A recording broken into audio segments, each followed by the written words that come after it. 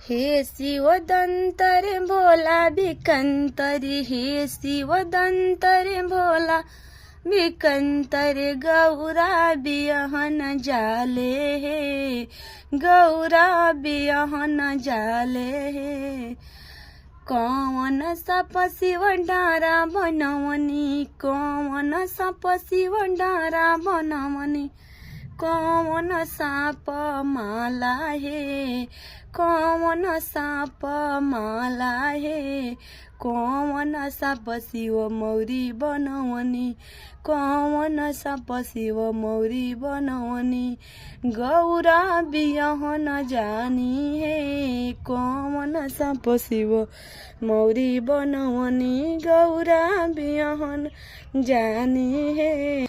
हे शिवदंतर भोला भिकंतर, हे शिवदंतर भोला भिकंतर, गौरा बियहन जानी हे, गौरा बियहन जानी हे।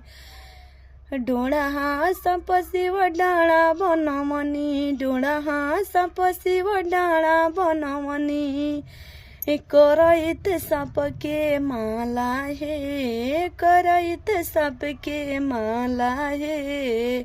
गहुअन साप के मौरी बनवनी, गहुअन साप के मौरी बनवनी, गहुअन साप के मौरी बनवनी, गौरा बियहन जानी हे, गहुअन साप के मौरी बनवनी, गौरा बियहन जानी हे।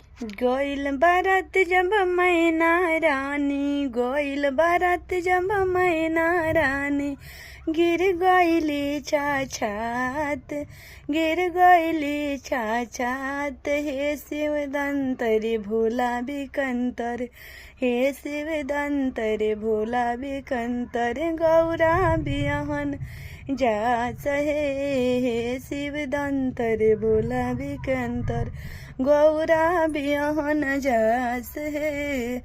कलसा के ओते ओते बोलेली गौरा दे, कलसा के ओते ओते बोलेली गौरा दे।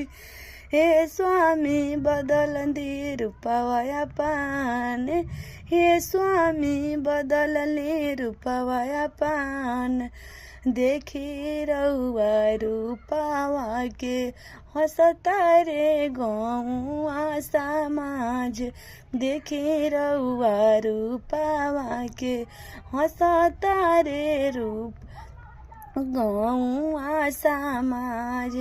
कलश के ओते ओते बेलेली गौरा दे, सुनी प्रभु वरज हमार, तनि सुखी बदल दिए प्रभु रूपवाया पान। देखे ना जे हंसता रे लोगवा समाज। हे गौरीदंतर भोला भिकंतर, हे गौरीदंतर भोला भिकंतर, गौरा बियहन जानी हे। इतना वचन जब सुननी शिव गुरु, इतना वचन जब सुननी शिव गुरु, धलेनी दुल्हा के बना लिहनी दुल्हा के भेसवा अपन। हे शिवदंतर भोला भिकंतर, गौरा बियहन जानी हे, शिवदंतर भोला भिकंतर, गौरा बियहन जानी हे।